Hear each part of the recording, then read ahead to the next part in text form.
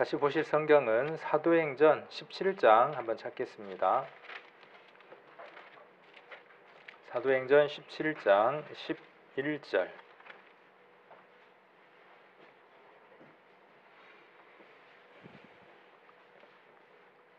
신약성경 217페이지입니다. 사도행전 17장 11절 그리고 12절까지 천천히 한번 같이 읽겠습니다. 베레아 사람은 데살로니가에 있는 사람보다 더 신사적이어서 간절한 마음으로 말씀을 받고 이것이 그러한가 하여 날마다 성경을 상고하므로 그 중에 믿는 사람이 많고 또 헬라의 기부인과 남자가 적지 아니하나.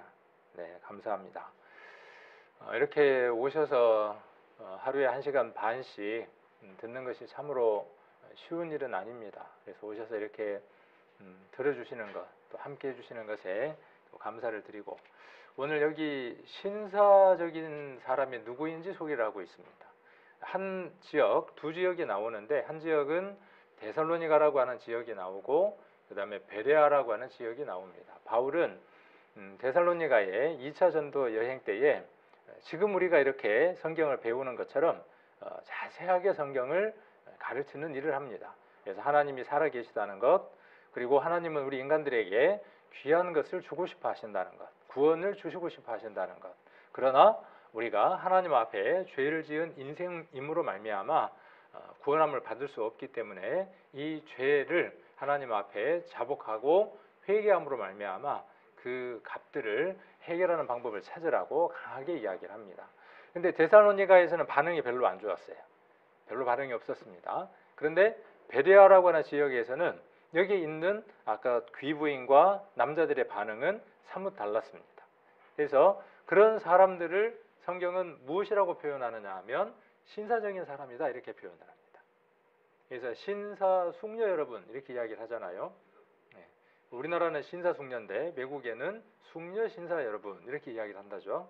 어쨌든 근데 신사적이라는 것은 뭐 옷을 잘 차려 입고 잘 입고 뭐 이쁘고 뭐 채통이 있고 뭐 이런 것을 이야기하는 것이 아니라 성경에서의 신사적인 사람은 첫 번째가 어떤 사람이죠? 간절한 마음이 있는 겁니다. 어떤 간절한 마음? 말씀을 듣고자 하는 간절한 마음입니다. 구원을 못 받는 이유가 있습니다. 그 구원을 못 받는 이유가 무엇이냐 하면 하나님은 주시고자 애타하시는데 받으려고 하는 사람이 주면 주고 뭐 받으면 받고 뭐 네 알아서 하든지 말든지 이러면 구원을 믿음을 이룰 수가 없습니다. 그러니까 첫 번째 조건이 뭐냐 하면 간절함입니다. 첫날은 어쩔 수 없어서 왔어요. 피치 못하는 사정 때문에 왔어요. 오늘 영상으로 듣는 분들도 계실 거고 또 이곳에 오프라인으로 오신 분들도 계시고 여러 상황에 계시는 분들이 있을 겁니다. 마지 못해서 어쩔 수 없어서 수없이 간절함 때문에 빚진 것 때문에 뭐 내가 뭐 들어주지 뭐 까짓 건 뭐 그 정도 못 들어주겠어? 뭐 내가 일주일 못 와주겠어? 또 뭐 집에서 앉아서 듣는 정도 뭐 그거 못 듣겠어? 그런데 듣다 보니까 어때요? 다른 데서 전화가 오지, 개는 밥 주라고 씻어 쌌지, 뭐 이래저래 어때요? 안 들려요. 안 들리는 겁니다. 또 여기 앉아 있어도 어떻죠? 마음이 콩밭에 가 있으면 안 들리는 겁니다. 간절함이 한 말씀, 한 어떤 주제에 관한 것들을 듣더라도 그 속에서 성경이 무엇을 말씀하고자 하는지를 제대로 이해하면 나머지 것들은 산산이 부서지는 것처럼 부셔지는 겁니다. 왜 믿음이 오지 않느냐? 믿음을 주시려고 하는 분보다 자기가 더 크기 때문에 믿음이 오지 않습니다. 자기 생각과 자기 경험과 자기의 모든 것들이 우선하기 때문에 하나님이라고 하는 분을 자기 생각 속에 가두는 겁니다. 여기 요만한 밥그릇이 있고 여기 이만큼 큰 국그릇이 있습니다. 이 국그릇을 밥그릇 속에다 넣을 수 있나요? 이 큰 국그릇을 밥그릇 속에다 집어넣을 수 있나요? 그런 어리석은 사람은 없습니다. 어떻게 하느냐? 넣으려면 깨끗이 씻고 이 작은 밥그릇을 큰 국그릇 안에 넣으려고 합니다. 어떤 이치냐? 하나님은 그 밥그릇보다 크신 분입니다. 우리는 종지보다 더 작은 경험을 가졌고 지식들을 갖고 있습니다. 그것으로서 광대하신 그 하나님을 우리가 판단하고 살아가는 겁니다. 성경 공부를 하는 목적은 어디에 있느냐 하면 여러분들이 접하고 있는 이 성경, 66권의 성경이 사람의 기록이 아니라 하나님의 기록이라는 거예요. 하나님의 말씀이라는 것이에요. 그래서 그분의 능력은 어떤 분이냐 하면 우리가 감당하기 어려울 만한 능력을 갖고 계시다는 거예요. 그런 생각을 한 번도 해본 적이 없는 거예요. 그래서 간절한 마음으로 말씀을 받으면 이루어질 일이라는 것이죠. 첫 번째가 이 성경은 무엇인가 내가 알지 못하는 것을 담고 있을 것이고 설교자가 그것을 입을 통해서 전달해 줄 때 하나님의 능력이 나보다 크다고 하는 것들을 비교해 본다면 그래서 어떻게 합니까? 여기 그러한가 하는 거예요. 그리고 날마다 어떻게 합니까? 지금 5일 동안 이루어지는데 가서 어떻게 해요? 가서 여기 듣고 나서 그 다음 날은요. 지우는 것이 까맣게 잊어버리는 거예요. 그럼 연결이 안 되죠. 자, 그러한가하여 날마다 성경을 어떻게 합니까? 상고합니다. 상고라는 말은 자세하게 따져서 참고하거나 검토하는 거예요. 이게 지금 내가 생각하는 종지보다 내가 생각하는 밥그릇보다 국그릇만큼 큰가 작은가를 비교해 보는 겁니다. 딱 비교해 보면 어때요? 저는 첫날부터 딱 비교해 보니까요. 전혀 다른 얘기더라고요. 제게는 담을 수 없을 만큼 큰 얘기를 선포하고 있더라고요. 설득하고 있는 게 아니라 선포하는 겁니다. 전도 집회는 듣는 분들을 설교하는 시간이 아닙니다. 설득하는 시간이 아닙니다. 선포하는 겁니다. 그래서 그 선포된 말씀에 듣는 자가 그것이 그러한가 하여 자세히 한번 살펴보고 검토해보고 참고해보는 겁니다. 참고. 그래서 참고하기 위해서 뭘 해드리는 거죠? 여러분들이 알 수 있는 영역의 것들을 가져다가 비교해드리는 겁니다. 학교 수업처럼 좀 딱딱해요. 오면 좀 편하게 유머스러운 얘기도 하고 뭐 이런저런 얘기도 하면 좋을 텐데 저 사람 어떻게 저렇게 다큐야 딱딱하게? 그렇죠. 그럴 수 있어요. 학교 공부처럼 딱딱할 수 있어요. 그러나 방식을 보면 쉬워요. 성경 말씀을 읽고 그 말씀에 관계된 것들을 이렇게 여러분들에게 제공을 해드립니다. 검토할 수 있도록 여러분들이 살펴볼 수 있도록 이어드립니다. 그럼 어떻게 하면 됩니까? 그것이 그런가 하고 어떻게 하는 겁니까? 상고, 따져보는 겁니다. 참고해보는 겁니다. 검토해보는 겁니다. 그러면 참고하고 검토해봤을 때 고개가 끄덕거려지면 뭐예요? 그것이 동의예요. 동의입니다. 내가 그 사실에 내 생각을 주파수로 맞춰서 동의하는 겁니다. 그 다음 뭐죠? 그 다음이 뭐냐 하면 그 생각과 내가 일치된 삶을 살아가는 것이 믿음의 바른 정의예요. 그렇구나. 하나님이 계시구나. 하나님이 그렇게 말씀하셨구나. 그러면 내가 방향을 그 방향으로 틀어야지 하는 것이 믿음이에요. 그러니까 믿음은 쉬운 겁니다. 이 과정을 거치는 겁니다. 그랬더니 12절에 어떻게 됐습니까? 그 중에 그랬어요. 이 그 중은 어떤 사람이에요? 첫 번째는 베레아 사람이에요. 두 번째는 어떤 사람이에요? 간절한 마음으로 말씀을 받는 사람이에요. 세 번째는 어떤 사람이에요? 날마다 성경이 그러한가 하여 상고하는 사람이에요. 그러니까 뭐가 생겼어요? 믿음이 생겼어요. 이런 노력과 이런 절차가 없으면요, 믿음은 거저 주어지지 않습니다. 오늘부터 어제는 혹 그냥 지나갔다고 할지라도 오늘은 이 말씀을 들으시면서 그렇구나 하는 마음들로 하나하나 잘 따라오시면서 검토하고 그 다음에 참고하는 그런 시간을 가져보시면 자연스럽게 동의하는 그런 마음들이 허락이 되어져서 믿음이 여러분 안에 이루어질 줄로 압니다. 또한 믿음은 누가 주시는 것이냐면요, 내게 있는 게 아니에요. 믿음은 내가 어떤 것들을 믿으려고 애쓰는 것이 아니라 믿을 만한 조건을 상대편에서 제시하는 겁니다. 그러니까 믿음이라는 것은 들어보면, 살펴보면 믿음이라는 것은 자연스럽게 형성되는 거예요. 누구로부터요? 내가 그것을 이루려고 하는 게 아니라 상대방의 힘으로부터 내게 전달되어지는 거예요. 난로가 있으면 거기에 불이 켜져 있으면 그 따뜻한 열기는 내게로 전달되어 오는 겁니다. 믿음이라는 것은 그 열기가 내게로 오는 거예요. 내가 그것을 갖기 위해서 애쓰는 게 아니라, 내게서 뜨거움이 막 넘쳐나는 게 아니라 그 열기가 내게로 전달되어져서 내게로 오는 것입니다. 자, 그러한 내용들을 우리가 지금 살펴보기 위해서 지금 디모데전서 2장 4절을 세 부분으로 나눠서 살펴봅니다 라고 말씀을 드렸습니다. 그래서 첫 번째 부분이 하나님은 계신다. 그분은 구조자다. 모든 것들을 구원하실 만한 능력이 있다. 그러면 우리 인생에 대한 문제를 해결하려면 사람 정도가 돼서는 안 된다는 거예요. 그분은 어떤 분이어야 되냐 하면 우리 인생보다도 훨씬 더 절대적인 영원하신 능력을 가진 분이어야 된다는 거예요.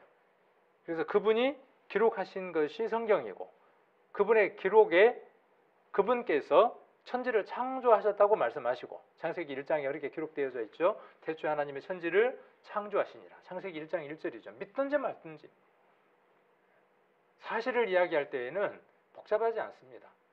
그리고 2절부터 상세하게 설명을 해 나가죠. 진실은 간단한 거예요. 살펴보면 되니까. 그래서 그 하나님이 계시다는 사실을 우리로 하여금 믿게 하기 위해서 어제부터 천지 창조에 대한 내용들을 우리가 살펴보고 있습니다. 하나님이 하늘을 만드셨는데 또 태양도 만드셨는데 그 태양 만드신 것이 사실인가? 하나님은 태양을 만드시고 태양을 어떻게 만드셨는가에 대한 그 태양의 특징에 대한 것들을 기록해 두셨죠. 시편에. 그래서 태양이 어떻게 한다 그랬습니까? 가만 멈춰 있는 게 아니라 움직인다 하는 것들도 어제 우리가 살펴보는 시간도 가졌습니다. 그래서 어제에 이어서 조금 더 살펴보려고 합니다. 그래서 하나님 말씀하시기를 눈을 높이 들어서 모든 것을 누가 창조했는가 한번 살펴보라고 말씀하셨죠. 보라 그 말이에요. 보는 방법은 눈으로도 볼 수 있습니다. 귀로도 봅니다. 저 사람 귀로는 듣지. 손으로 또 어떻게 합니까? 손으로 또 들을 수 있어요. 뭔 말인가 알죠? 마음으로 어떻게 해요? 마음으로 또 듣습니다. 마음으로 듣고 보고 하는 거예요. 우리 여러 가지 오감들을 통해서 보는 겁니다. 자, 그리고 그 하나님은 어떤 분이라고 말씀하셨냐 하면 천지도 땅도 창조하시고 모든 것을 누구 때문에 지으셨다고 말씀하셨냐 하면 사람 때문에 지으셨다는 거예요. 태양도 사람 때문에, 지구도 누구 때문에? 사람 때문에.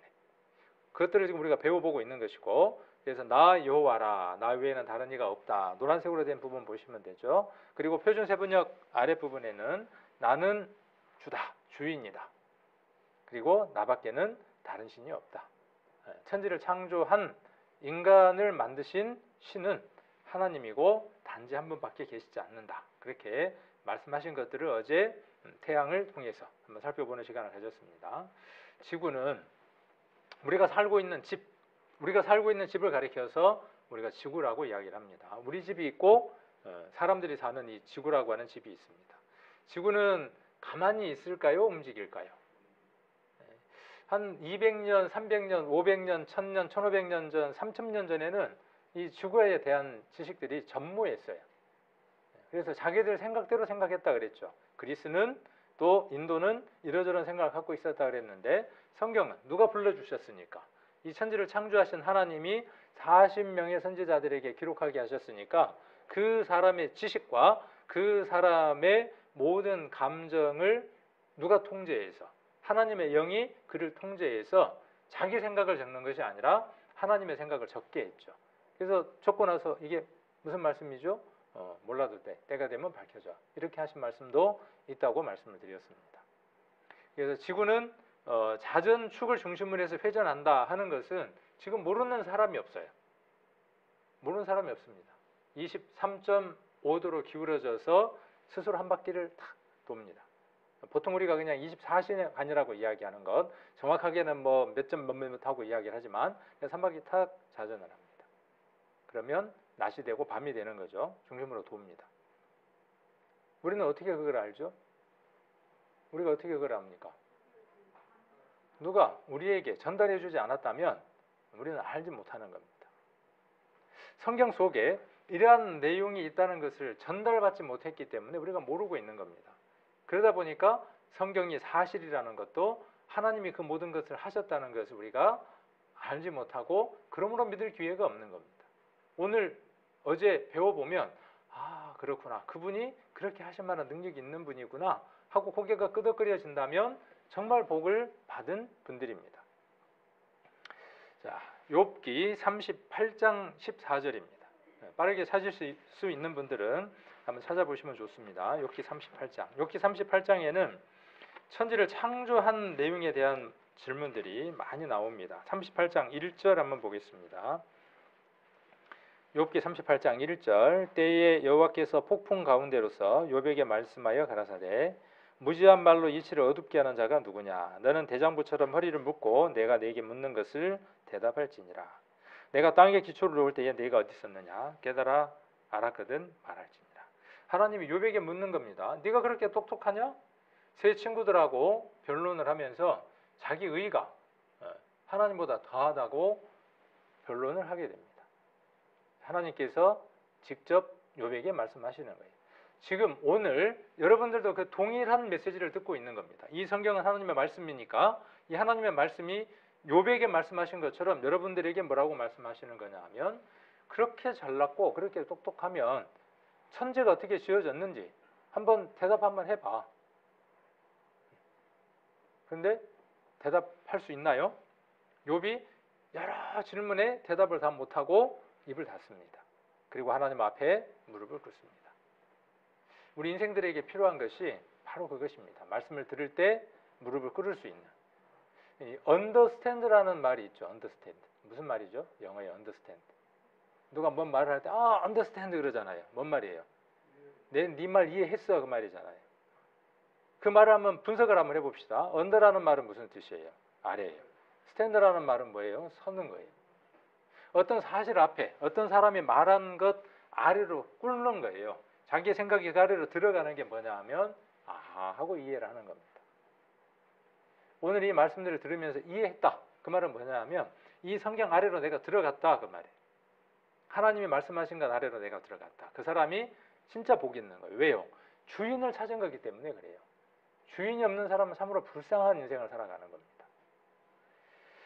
자, 그래서 14절 한번 보시면 자, 여기 이제 천지를 창조한 내용을 쭉 이야기를 하는데 14절 땅이 변화하여 진흙에 인친 것 같고 만물이 옷같이 나타나되 이 말이 무슨 말인지 참 어려워요. 근데 이거 뭘 이야기를 하는 거냐 하면요. 해가 뜨면 지구가 이렇게 한 바퀴를 돌잖아요. 돌면서 어두운 부분에 있었던 땅들이나 산들이나 계곡들이 쫙 나타나는 장면을 지금 욥에게 보여주시고 욥이 그것을 기록해 놓은 거예요. 근데 이것을 그 시대에 많이 쓰는 어떤 것들로 비교해서 이야기를 하는 겁니다. 여기 뭐처럼 됐다는 거죠? 진흙에 그랬죠? 진흙에 뭘 한 것처럼 인친 것처럼 그렇게 됐더라 그 말이에요. 진흙은 뭐냐? 여러분들이 잘 아는 것처럼 진흙이에요. 인은 뭐예요? 도장이에요. 도장 그러니까 지금 여러분들 머릿속에서는 도장이 어떤 도장? 여러분들이 갖고 다니는 그 도장. 그래서 인주가 있고 해서 종이에다 찍죠. 근데 이전에 이 3,500년 전에는 도장이 어떤 방식이냐 하면 종이가 없으니까 무엇에다가? 진흙에다가 토판이라 그럽니다. 그 토판에다가 동그랗게 되어져 있는 원통 모양의 도장을 가지고 그 도장을 옆으로 이렇게 누르면 진흙에가 뭐가 생겨지느냐 하면 도장에 있는 그림들이 쫙 새겨지는 겁니다. 한 바퀴를 뺑 돌면 어떻게 되겠어요? 그 도장에 있는 그림이 토판에 쫙 새겨지겠죠. 그럼 누구의 것이에요? 그 사람의 것이에요. 그런 그 장면을 욥이 지금 이야기를 하고 있는 것이죠. 그러면 이 얘기는 지금 뭔 얘기를 하는 거냐 하면 지구는 자전한다는 얘기를 하고 있는 겁니다. 3,500년 전에 지구가 스스로 한 바퀴 이렇게 돌고 있는 장면을 보여주고 있는 거예요. 누가 이렇게 설명할 수 있겠습니까? 지구 안에 모든 존재가 있었고 지구 밖으로 나가볼 수 없는 시대. 지구 밖으로 나갔던 시대는 언제입니까? 우리 시대입니다. 우주 왕복선이라든지 이런 걸 타고 달나라를 가고 우주 밖에서 지구를 바라보았을 때 지구가 자전하는 거라든가 이런 것들을 볼 수 있었죠. 관측할 수 있었죠. 그런데 그러기 이전에 지구가 돈다. 지구가 스스로 자전한다. 라고 기록되어져 있다고요. 자, 여기 바른 성경에는 땅은 진흙에 도장을 찍은 것 같이 변하고 그들이라는 것은 뭐냐면 하나님이 만드신 만물, 바다라든지 산이 있고 계곡들이 있고 그럴 거 아니에요. 그것을 마치 옷에 주름이 있는 것처럼. 옷에 주름이 어때요? 이렇게 옷을 바닥에다 뒀는데 그 옷들이 주름이 있으면 어떤 모양으로 보이는 거예요? 계곡이나 산처럼 보이는 거죠. 그렇게 묘사를 했어요. 표준 세번역에는 대낮의 광명이 있기 때문에 그 광명이 비치는 쪽에 지구가 23.5도로 이렇게 돌게 되면 언덕과 계곡이 나타나고 그것은 옷의 주름처럼 보이는 거예요. 그리고 땅의 모습들은 어떤 모습처럼 토판에 찍힌 도장처럼 뚜렷하게 보이게 된다는 거예요. 기가 막힌 장면을 보는 거예요. 우주 공간에 갔을 때에 지구의 모습을 보고 감탄하는 것처럼 욥은 이미 이때 하나님이 보여주시는 지구의 모습을 본 것이죠. 이해를 돕기 위해서 성서시대의 도장 문화라고 하는 데에서 가지고 왔습니다. 이 여러분들이 보실 때에 오른편에 있는 것이 토판이에요. 흙으로 된 그 진흙에다가 지금 여러분들이 보실 때 왼편에 있는 게 뭐냐 하면 인이에요. 인. 저게 도장이에요. 옛날 사람들은 도장을 저렇게 들고 다녔어요. 그래서 거기에다 끈을 달아가지고 관통이 되겠죠. 저 사이로 관통을 해서 끈을 해가지고 뭐 허리춤에 찬다든지 해갖고 다니는 거죠. 그래서 확인하려면 어떻게 해야 되죠? 진흙 갖고 와 그래야 돼요. 그래갖고 어떻게 해야 돼요? 이렇게 밀어줘야 돼요. 밀어주면은 저렇게 누구의 것인가가 나오는 거죠. 이 모양을 이렇게 보이는 모양을 그대로 설명해 준 거예요. 지금 시대에는 지구본이라고 하는 게 있죠. 지구본을 손으로 이렇게 돌려볼 수 있죠. 얼마나 좋은 시대에 삽니까? 자, 그래서 지구가 어떻게 합니까? 이렇게 돌죠. 돌면서 어떤 모양으로 돼요? 마치 진흙판에 여러 대륙들이 찍히는 것 같은 모양으로 나타나죠. 어떻게? 이렇게 쫙 새겨지는 것처럼 보여집니다. 이 장면을 지금 욥기 38장 14절에서 이야기를 하고 있습니다. 23.5도로 기울어서 돈다. 23.5도라는 말은 없어요. 오늘날 과학자들이 그것을 발견했을 뿐이지 그런 얘기는 없습니다. 그러나 지구가 스스로 한 바퀴 돌고 있다고 하는 것은 3,500년 전에 이미 알고 있었던 사실이죠. 어떻게 알았을까요? 욥이 어떻게 알았을까요? 공부를 많이 해가지고? 아니에요. 하나님이 불러주시니까 알게 된 거예요. 자, 그 다음 지구의 기초는 어떻게 되어져 있을까요? 그러면 지구가 23.5도 기울어져 있는데 지구의 기초가 어떻게 되어져 있을까? 지구의 크기는 얼만큼 클까요? 지구가 좀 작으면 어떻게 하면 좀 먹겠어요? 지구가 작으면 칼이나 뭐 톱이나 이런 게 있으면 한번 썰어갖고 안을 보면 좋을 텐데 워낙 크니까 썰 수가 있어요? 없어요? 없어요. 썰 수가 없어요. 그러나 하나님은요? 그럼 하나님은 어떤 분이라는 결론에 도달하게 되죠? 쉽게 우리 인생과 차원이 다른 분이에요.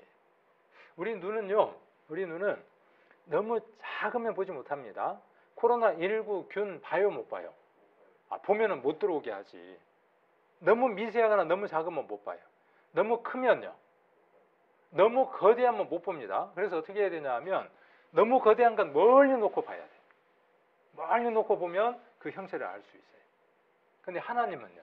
하나님은 보이지 않는 것도 창조하시는 분이고 보이는 것도 창조하신 분이에요. 거대한 우리가 보기에 그 거대한 지구까지도 달까지도 모든 것들도 창조하신 분이어서 기초가 어떻게 되어져 있는지를 말씀하실 수 있는 분이죠. 아까 우리가 읽었습니다. 4절에 38장 4절에서 읽었습니다. 내가 땅에 기초를 놓을 때 내가 어디 있었느냐? 땅에 기초가 있다라고 말씀하셨어요. 땅에 기초를 놓을 때 내가 어디 있었느냐? 한번 대답해 보라는 거예요. 자, 창세기를 한번 찾아가 보겠습니다. 창세기 1장을 한번 찾아가 보겠습니다. 창세기 1장. 성경은 이 퍼즐처럼 각각의 그 조각들이 맞게 되어져 있습니다. 그 퍼즐들이 낱개로 쪼개져서 여기저기 흩어져 있는데 설교자가 하는 일은 뭐냐 하면 여기 강사가 하는 일은 뭐냐 하면 그 조각들을 가져다가 다른 조각과 이어지도록 맞춰주는 작업을 합니다. 그래서 욥기 38장에 있는 그 조각과 또 다른 창세기 여러 곳에 있는 그림들을 가져다가 그림들을 맞춰주는 작업을 하는 겁니다. 1장 9절 한번 봅니다. 1장 9절 하나님이 1장 1절 태초에 하나님이 천지를 창조하시니라. 하나님이 천지를 창조하셨다. 그렇게 말씀하시고 구체적으로 어떻게 창조하셨는가에 대한 내용들이 2절부터 쭉 내용이 됩니다. 9절에 보시면 땅을 만드신 내용을 이야기를 합니다. 하나님이 가라사대 천하에 물이 한 곳으로 모이고 묻이 드러나라 하심에 그대로 되니라. 하나님이 묻을 땅이라 칭하시고 모인 물을 바다라 칭하시니라. 하나님 보시기에 좋았더라. 하나님이 물이 뭐라고 이야기를 했습니까? 물은 바다. 그 다음에 그렇죠. 묻을 뭐라고 불렀다고요? 땅이라고 불렀다고 이야기를 했어요. 그러니까 땅과 바다를 누가 만드셨다고요? 하나님이 만드셨다고 말씀하셨어요. 자, 그리고 이 땅을 만들 때 그 말이에요. 그러니까 욥에게 지금 묻는 거죠. 그 땅을 만들었다는 사실을 네가 알지 않느냐? 하나님이 그렇게 하셨는데 그렇게 땅에 기초를 놓을 때 이렇게 땅을 만들 때 네가 어디 있었느냐? 바다 내가 만들 때 네가 어디 있었느냐? 바다 속에 뭐가 있는지 아느냐? 바다의 깊이는 얼마나 깊은지 아느냐? 하나님이 그렇게 물으신다면 여러분들 대답할 수 있을까요? 산이 제일 높은 산 어딜까요? 거시기죠. 거시기산. 제일 깊은 바다는 어딜까요? 거시기예요. 근데 그 깊이가 뭐보다 더 깊냐 하면 애 거시기보다 더 깊어요. 그럼 그런 것들은 지금 과학이 발달했기 때문에 여러 가지 장비들을 통해서 잴 수 있기 때문에 가능한 일이에요. 그 속에도 지금 사람들은 들어가 볼 수 있어요. 사람이 들어갈 수 있는 바다의 깊이 한계가 있고, 사람이 지금 지구 위에 얼마까지의 도달할 수 있는 것들은 한계들을 벗어났죠. 물속도 지금 한계가 지금 넘게끔 계속 깊이 들어가 보고 있죠. 자, 욥기 28장 5절입니다. 지면은 그랬어요. 아까 이제 기초가 어떻게 됐냐 물었으니까 하나님이 그 기초가 어떻게 됐는가도 답을 해주셔야 될 거 아니에요. 지면은 땅의 겉표면은 그 말입니다. 식물을 냅니다. 이 식물이라는 말은 풀이라고 하는 뜻도 되지만 여기서 식물이라는 뜻은 어떤 뜻이냐 하면 먹을 수 있는 모든 거예요. 그러니까 채소도 될 것이고 나무에 있는 열매도 되고 할 것이죠. 그 모든 것들을 낸다 그 말이에요. 그러니까 땅에 있는 나무라든지 풀이라든지 채소라든지 그런 것들이 다 뭐냐 하면 다른 동물이나 다른 것들에 대한 먹거리들이 되는 겁니다. 지면은 식물을 내고 지하는 땅 속은 기초는 뭘로 되어 있다고요? 불로 되어 있는데 어떻게 한다? 뒤집는 것 같다. 요거 딱 생각하면서 뭐 생각나냐 하면 보일러 선전 생각나요. 2번 타는 보일러, 거꾸로 타는 보일러 그러잖아요. 타는 열을 잡아서 위로 올려서 다시 태우게 합니다. 이런 거 있잖아요. 딱 그 모양이에요. 우리말 성경에 땅으로 말하면 그 위에서는 먹을거리가 자라지만 그 밑은 불로 들끓고 있습니다. 땅 속에 불이 부글부글 끓고 있대. 3,500년 전에 어떻게 이걸 알았겠습니까? 지금은 그것을 누구든 알 수 있는 일반적인 상식에 가까운 것으로 알고 있습니다. 이게 사과입니다. 지구가 사과라고 생각을 합시다. 쪼개보면 참 좋을 거 아니에요. 사과는 농부가 농사를 지어서 어떻게 할 수 있어요? 쫙 쪼개볼 수 있어요. 쫙 쪼개니까 그 안에 뭐가 들었어요? 씨가 들었죠. 쫙 쪼개보니까. 왜 이게 가능하냐? 사람은 사과보다 큰 존재이기 때문에 쪼갤 수 있고 그 속을 알 수 있어요. 우리 인생이 지구 속에 어떤 것들이 들었는가를 모르는다는 얘기는 뭐냐 하면 우리 인생의 크기가 지구보다 작다는 의미예요. 지구를 만드신 분은 우리보다 크신 분이기 때문에 그분은 쪼갤 수 있는 분이에요. 그런데 그런 분에게 제가 첫날 뭐라고 했다고요? 하나님이 어디 있어? 이리 나와봐. 참고 계시는 거예요. 길이 참고 계신다는 사실을 몰랐던 거예요. 자, 땅의 기초. 이 집도 누군가가 기초를 놨겠죠. 우리 성도님들이 다 그 재능 기부를 해서 이렇게 교회를 멋있게 또 이 용도에 맞게 다 생각이 있었을 거 아니에요. 2층은 뭘로 하고 1층은 뭘로 하고 뭐 이렇게 생각들이 있어서 지었지 그냥 짓지 않았을 거 아닙니까? 똑같습니다. 지구도 우주도 하나님 만드실 때에 그런 지혜를 가지고 생각을 갖고 지으셨다는 거죠. 요 집의 기초는 이렇게 철근을 엮고 해가지고 거기에다가 기초를 만들죠. 지구의 기초는 평면으로 보면 이렇게 이야기할 수 있습니다. 또 이거는 그냥 그림이고, 자 이것도 우리가 학교에서 배우는 지구의 내부의 모습입니다. 그래서 맨 안에 뭐가 들었냐 하면 6,400km 안에 지구가 어마어마하게 큰 거죠. 6,400km예요. 여러분들이 1시간에 1km를 간다면 여기 얼마 가야 돼요?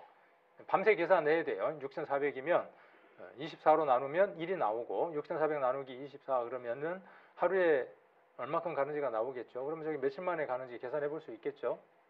그렇게 먼 거리예요. 엄청 큰 구로 돼 있죠.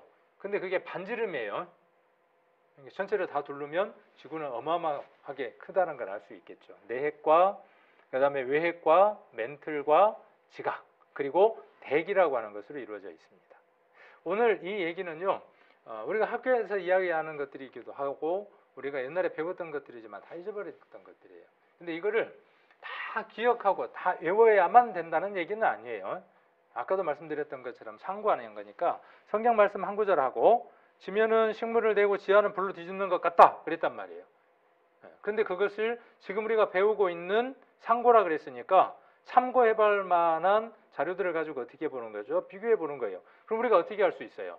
오호, 오호. 그러면 뭐가 오는 거죠? 하나님은 크신 분이구나 하는 믿음이 내게 하나씩 하나씩 쌓이기 시작을 하는 거죠. 거부하면요. 거부하면 어쩔 수 없는 거죠. 거부하는 것은. 여기 동영상을 한번 내 핵은 죄송합니다. 내 핵은 화산 활동, 지진. 내 핵은 지구 전체에 내 핵은 지구 전체의 엔진이라 그랬죠. 그러니까 지구 속에가 내 핵이 있고 불덩어리로 되어 있는데 얘가 어떤 역할을 하느냐면 엔진 역할을 하는 거예요. 움직이게 하는 거예요. 그러니까 지구 안에 있는 생명체가 살아갈 수 있는 원동력이 거기서 나오는 겁니다. 거기에서 무엇도 나오느냐 하면 자기장이라고 하는 게 나와서 어제 우리가 봤던 것처럼 태양에서 오는 모든 것들을 다 막아주는 역할들도 합니다. 오늘날 과학들이 그런 것들을 밝혔습니다. 그런데 여기 하나님이 그 안에다가 이렇게 내 핵을 넣어뒀다는. 자, 아까 성경에 어떻게 기록되어 있었냐면 지면은 식물을 내고 지하는 불로 뒤집는 것 같다 그랬죠.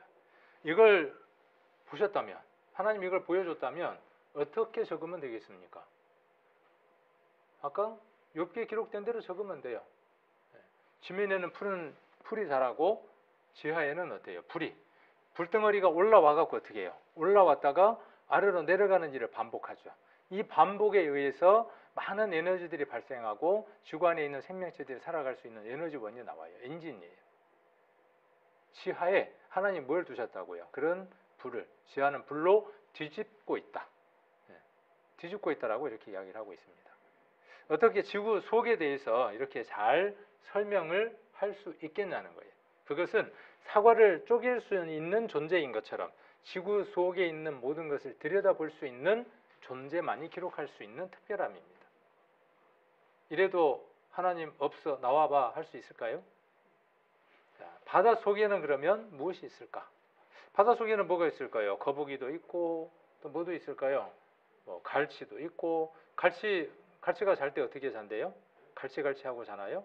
하여튼 갈치도 있고 뭐 삼치도 있고 뭐 많은 물고기들이 그 속에 있죠. 그런데 그 깊은 바다 속에 어떤 것들이 있는가에 대해서 많이 비밀스러운 것들로 감춰져 있죠. 자, 욥기 똑같습니다. 38장 16절에 보니까 내가 바다의 근원에 들어갔었느냐 깊은 물 밑으로 걸어 다녔었느냐. 지금은 물 밑으로 걸어 다닐 수도 있네요. 근데 그때 물어보는 거죠. 네가 물 밑으로 걸어 다닐 수 있어? 걸어 다닐 수 없어요. 근데 지금은 어떻습니까? 지금은 장비를 통해서 걸어 다닐 수 있어요. 물밑 속에 들어가 볼 수 있어요. 킹 제임스 흠정역에는 내가 바다의 샘들 속으로 들어간 적이 있느냐, 혹은 내가 깊은 곳을 찾아다니며 거닌 적이 있느냐. 자, 여기 바다에 샘이 있답니다. 헐, 참. 바다에 무슨 샘이 있어? 바다에 무슨 샘이 있어? 근데 샘이 있다는 거예요. 자, 아까 창세기 찾았고 창세기 그대로 있나요? 자, 창세기 그대로 있으면 창세기를 어디를 한번 찾아보느냐 하면 노아 홍수 때의 사건을 한번 보도록 하겠습니다. 창세기 7장 10절입니다. 창세기 7장 10절. 노아 600세 되던 해 2월 곧 그달 17일이라. 그날에 노아 홍수 때에 비가 쏟아지는데 그날을 지금 이야기를 하는 겁니다. 여기 보면 큰 기품의 샘들이 터지며 그랬어요. 자, 이것은 무엇을 이야기하느냐 하면 바다에 있는 샘들이 터져서 바다에 있는 물들이 넘쳐서 어디로 올라오느냐 하면 지구 위로 올라왔던 사건을 이야기를 합니다.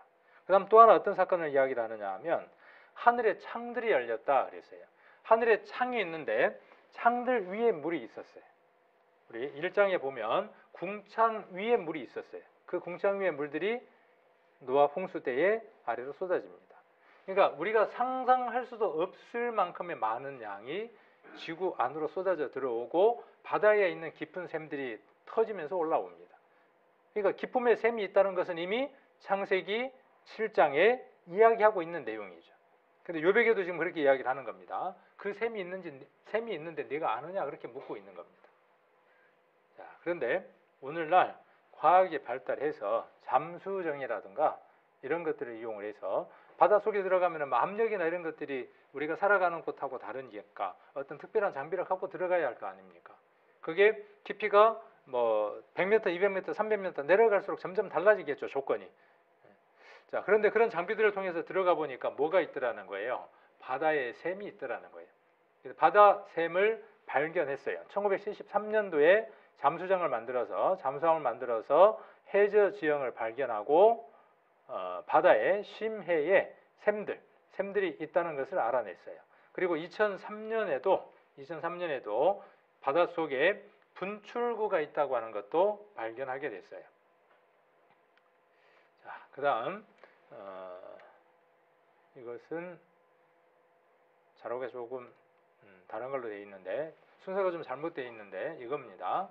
이 순서를 한번 보도록 하겠습니다. 폴리스라는 과학자는 갈라파고스 섬 근처 해저 산맥을 탐사하던 중에 심해 열수분출구의 심해 발견과 함께 열수분출구에서 주변에 이 이상한 붉은 발견했어요. 유리체들을 발견하고는 깜짝 놀라게 됩니다.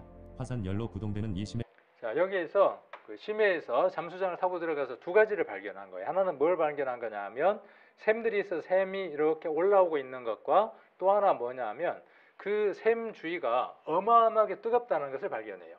350도가 넘습니다. 그 분출구 주위가 350도가 넘는데 그곳에서 아주 특별한 생명체가 살아가더라는 거예요. 그 생명체 이름이 뭐냐 하면 니프티아라고 하는 생명체인데 우리가 일상적으로 100도가 넘으면 어떻게 돼야죠? 데쳐줘야죠. 꼬막 어때요? 꼬막도 먹으려면 어떻게 해야죠? 뜨거운 물에다가 어떻게 해요? 한 방향으로 잘 저어야죠. 이 방향 저 방향이 아니고 저으면 어떻게 되죠? 탁 벌어지잖아요. 그리고 눈물이 글썽글썽 할 때 꼬막을 먹으면 얼마나 맛있어요. 근데 그게 100도면 다 벌어져요. 근데 350도가 됐는데 죽지 않고 그 분출구 주변에서 살아가는 생명체가 있더라는 거예요. 자, 두 가지 것을 이야기하는 거예요. 분출구가 있고 바다에 샘이 있고 그 샘 주변은 어마어마하게 뜨겁고 그 주변에 특별한 생명체가 살아가더라는 겁니다. 그 생명체 이름이 니프테아예요. 거대한 관벌레라고 이야기를 합니다. 슈퍼 자이언트 웜스 뭐 이렇게 이야기를 하다 보면 이야기를 하는데 아주 거대한 관벌레예요. 이것이 바다 깊은 속에 있더라는 겁니다. 사람들은 성경을 이야기하면서 뭐라고 이야기하느냐 하면 우리들이 믿는 사람들이 이렇게 이야기합니다. 지옥 가면 안 돼. 지옥 가면 절대로 안 돼. 왜 지옥 가면 절대로 안 되냐? 지옥에 가면 첫 번째 구더기가 있어. 그 구더기가 뭐 하는 줄 알아? 파먹어야. 누구를 파먹냐 하면 구원받지 못한 사람들을 세세토록 파먹어. 그럼 뭐라고 이야기를 해요? 아, 지옥 가면 죽는다며. 안 죽는다고 지난번에 말씀드렸죠. 안 죽습니다. 고통도 느낍니다. 몸이 있습니다. 거기에는. 그래서 구더기가 사람을 파먹는 형벌을 받는 겁니다. 그 다음 또 하나가 뭐냐 하면 불이 있습니다. 불이라고 하는 형벌을 이용해서 불로 소금을 치더라는 것처럼 사람을 심판을 합니다. 자, 이렇게 관벌레가 있는데 이 관벌레가 죽지 않고 있습니다. 자, 여기 보면 가지고 왔어요. 근데 보니까 어때요? 크기가 손바닥만큼 커요. 빨판이 있어서 붙어서 기생해서 빨아먹는 거예요. 그러니까 관벌레죠. 구더기죠. 착 달라붙어서 흡착해서 빨아먹는 거예요. 그런데 그 안에 생명체가 살아가는 거예요. 지옥이 뜨거운 곳인데 사람들은 뭐라고 이야기하죠? 거기에 어떻게 생명체가 있겠냐고 이야기를 합니다. 마가복음 9장 48절로 49절인데 거기는 그랬어요. 거기는 어디를 지금 이야기하느냐 하면 지옥이에요. 지옥은 누가 가느냐 하면 개가 가는 것도 아니고 고양이가 가는 것도 아니고 새가 가는 것도 아닙니다. 지옥은 하나님하고의 관계가 단절된 사람이 갑니다. 하나님하고의 관계가 단절된 사람을 쉬운 두 글자로 바꾸면 뭘까요? 하나님하고의 관계가 단절된 사람 이퀄 뭐냐 하면 죄인입니다. 교회 가면 내가 죄인입니다 하고 막 걸레 자른 것처럼 울잖아요. 뭐가 죄인인지도 모르고 그렇게 우는 거예요. 어제 남의 거 훔쳤다고 가서 내가 죄인입니다 하고 걸레 자듯이 우는 거예요. 그것은 그 죄에 대한 증상들이 나타난 현상들이 죄의 근본은 그것이 아니라 누구를 떠나 있는 거예요. 하나님을 떠나 있는 거예요. 하나님하고의 관계가 단절되어 있는 사람이 하나님을 등지고 살아가는 사람이에요. 그 사람이 어디 가느냐 하면 지옥을 갑니다. 그러면 하나님하고 관계를 가져서 하나님과 함께 된 사람은 어디에서 살겠습니까? 당연히 하나님과 함께한 사람이니까 하나님이 계시는 곳에서 살겠죠. 하나님이 계시는 곳이니까 하나님의 나라겠죠. 그러니까 거기에 하나님 나라예요. 하나님 나라라고 하는 것을 하늘 나라라고 표현할 수도 있겠죠. 성경에는 그렇게 표현되어 있기도 해요. 하나님 나라, 하늘 나라. 또 이걸 한문으로 바꾸니까 뭐예요? 천국이에요. 천국, 하나님 나라, 하늘 나라. 하늘에 있다는 말이 아니라 우리가 눈에 보이지 않는 다른 영역에 있는 나라예요. 어떤 나라? 하나님이 계신 나라가 하나님 나라예요. 그곳에서 하나님과 함께 영원히 사는 겁니다. 거기는 어디냐 하면 하나님이 계시지 않는 곳이에요. 거기에 누가 있느냐 하면 사단이 있는 곳입니다. 거기는 뭐가 죽지 않습니까? 구더기가 죽지 않습니다. 어디 그런 게 있다냐 이야기하죠. 그래서 제가 리프티아라고 하는 걸 보여드리는 거예요. 어디 그런 게 있다냐. 거기는 불도 꺼지지 않는다고 해놓고 그 구더기가 불에 타 죽지야. 어디 구더기가 안 죽는다냐. 그런데 하나님이 만들어 놓은 세계 안에 신비스러운 그 심해 속에 350도가 넘어도 데쳐지지 않는 생명체들이 살고 있다고요. 이게 불가능한 일이냐 그 말이에요. 근데 누구도 죽지 않겠어요. 구더기도 안 죽고 불도 꺼지지 않으면 누구도요. 뒤에 보면 사람도 어때요? 불로서 소금 치듯해요. 소금에 절여지는 것처럼 불에 절여지는 겁니다. 죽고 싶어서 혀를 콱 깨물면 죽을까요? 안 죽어요. 죽음이 없어요. 자, 지옥은 벌레도 죽지 않고 불도 꺼지지 않는 곳이다. 모든 사람이 소금에 절여지듯 불에 절여질 것이다. 벌레도 그랬죠. 벌레. 아까 그 웜스라고 하는 얘기가 벌레예요. 벌레. 벌레, 구더기 같은 말이에요. 근데 구더기의 특징이 뭐예요? 흡착해서 딱 달라붙어서 어떻게 하죠? 빨아요. 그 얘기는 뭐냐면 지옥에 무엇이 있다는 거예요? 고통을 느끼는 몸이 있다는 얘기예요. 그러나 죽지 않는 몸으로 있다는 거예요. 천국도 어떤 곳이냐 하면 몸이 있어요. 기쁨도 느껴요. 몸이 실제로 존재하는 곳이에요. 근데 이 몸이 아니라 썩지 않는 몸으로, 고통받지 않는 몸으로. 지옥은 고통받는 모습으로 그곳에 영원히 있는 겁니다. 지옥에는 그들을 파먹는 구더기들도 죽지 않고 불도 꺼지지 않는다. 이 표현이에요. 그들을 파먹는 구더기가 안 죽어요. 그러니까 사람도 안 죽는 거죠. 형벌의 모습이에요. 기분이 좀 나쁘죠. 첫날은 하나님 얘기해 줘서 좀 쌈박하고 새로운 얘기해서 좋은데 중간중간 이렇게 나쁜 얘기를 살짝 넣어서 이야기를 합니다. 왜요? 이것도 사실이기 때문에 그래요. 이것 때문에 하나님이 무엇을 기록하셨다고요? 하나님은 모든 사람이 구원을 받으며 진리에 이르기를 원한다고 말씀하셨기 때문에 그래요.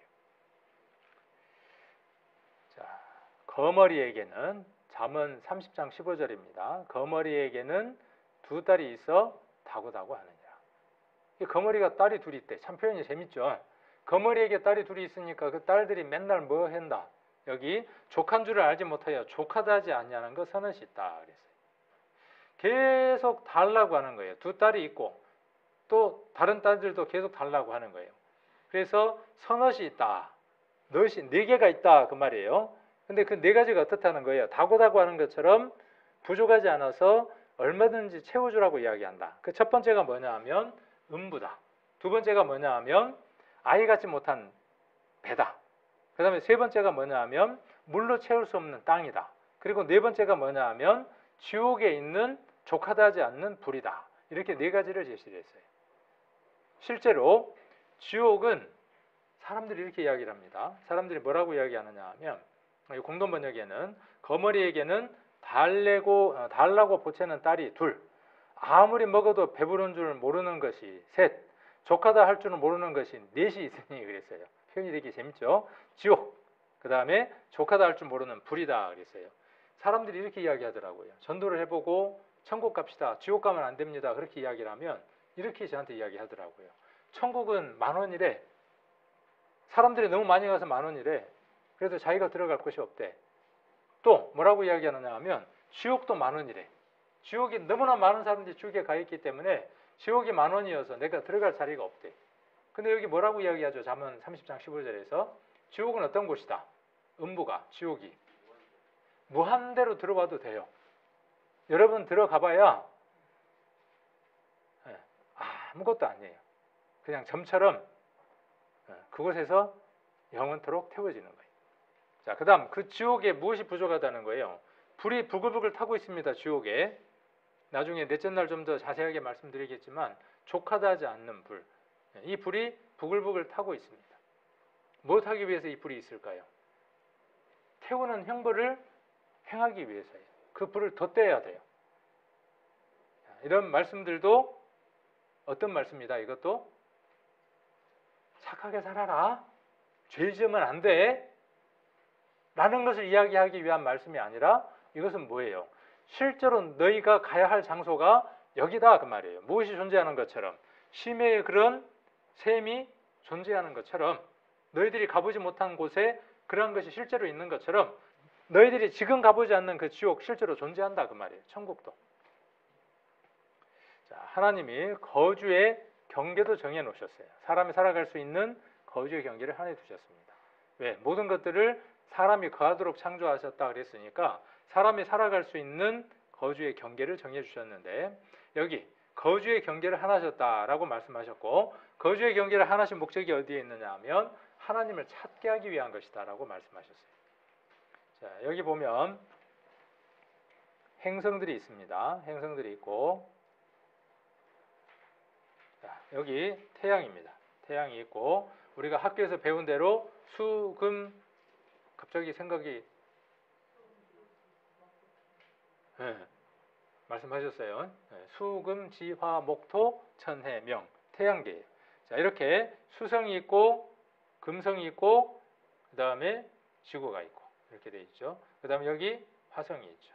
화성은 어떤 곳일까요? 이 그림을 보면 잘 알 수 있어요. 힌트가 있어요. 화성은 어떤 곳이냐 하면 얼음 왕국이에요. 얼음 왕국. 추워서 살 수가 없어요. 자, 그러면 금성은요? 그림에 힌트가 있습니다. 금성은 어떤 곳이에요? 뜨거워서 아무도 살 수 없어요. 그런데 지구는 어떤 곳이냐 하면 이 차가운 곳도 아니고 뜨거운 곳도 아닌 이 녹색으로 되어져 있는 이 공간 속에서 지구가 움직입니다. 절대로 1억 5천만 킬로미터를 벗어난 적이 없습니다. 1억 5천만 킬로미터를 벗어나면 지구는 어떻게 되느냐 하면 지구 전체가 한겨울이 돼요. 1억 5천 킬로만 미터를 조금 더 안으로 들어오게 되면 지구는 전부 다 옷 벗고 살아야 돼요. 그런데 얼마? 지구 안에 있는 생명체가 적당하게 살 수 있는 평균 온도 23.5도를 이룰 수 있는 23도를 이룰 수 있는 그런 온도 폭으로 지구가 돌고 있습니다. 태양을 중심으로 해서 공전을 하죠. 한 바퀴를 돌면 1년 365일이 되죠. 자, 이걸 누가 정했을까요? 이렇게 정한 것. 저 답을 아까 이야기해드렸죠. 저는 항상 답을 먼저 이야기해드리고 그 다음 말씀을 드리니까 사도행전에 무엇을 정해놓으셨다고요? 거주, 사람이 살아갈 수 있는 한계치를 하나님이 정해놓으셨어요. 벗어나면 살 수 없어요. 벗어나려면 어떻게 해야죠? 준비를 하고 벗어나야 돼요. 그렇겠죠. 그래서 우주에 나갈 때에는 사람이 살 수 있는 준비를 하고 갑니다. 몇 겹의 옷을 입을까요? 우주로 나가려면 4겹의 옷을 입고 나가야 돼요. 4겹의 옷을. 근데 지구는 4겹이라고 하는 것으로 아주 튼튼하게 보호를 받고 있습니다. 그 옷을 입지 않더라도. 우주인들은 4겹의 옷을 입고 우주 밖으로 나가야 돼요. 자, 이것도 한번 동영상을 보도록 하겠습니다. 생명체가 살려면 물이 꼭 필요하다. 그리고 물이 지속적으로 존재할 수 있는 환경을 가진 태양계 행성은 지구 하나뿐이다. 자, 지구 하나밖에 없대요. 사람이 살아갈 수 있는 건 물이 조금 있는 더 행성은. 태양 쪽으로 다가가면 금성처럼 너무 뜨거워서 금성은 너무 물이 뜨겁고 금세 증발해 버린다. 증발하고 물이. 자, 지구는 세 번째 초록색으로 표시된 부분을 보자. 태양계에서는 이곳에서만 고등 생명체의 생존이 가능한데 거기 포함되는 행성은 지구뿐이다. 자, 여기에서만 아까 그 초록색으로 되어 있는 부분에서만 고등 생물이 살아갈 수 있대요. 이 모든 조건을 만족시키는 별은 지구밖에 없다고요. 20여만 가지의 조건이 충족이 돼야 우리가 살아갈 수 있답니다. 여러분들이 숨쉬고 살아가려면 20여만 가지의 조건이 주어져야 돼요. 사도행전 한번 찾아보겠습니다. 사도행전 17장 1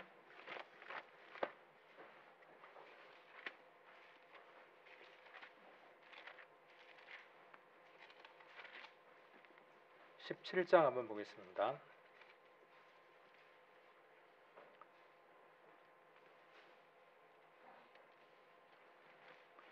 17장 25절입니다. 17장 25절.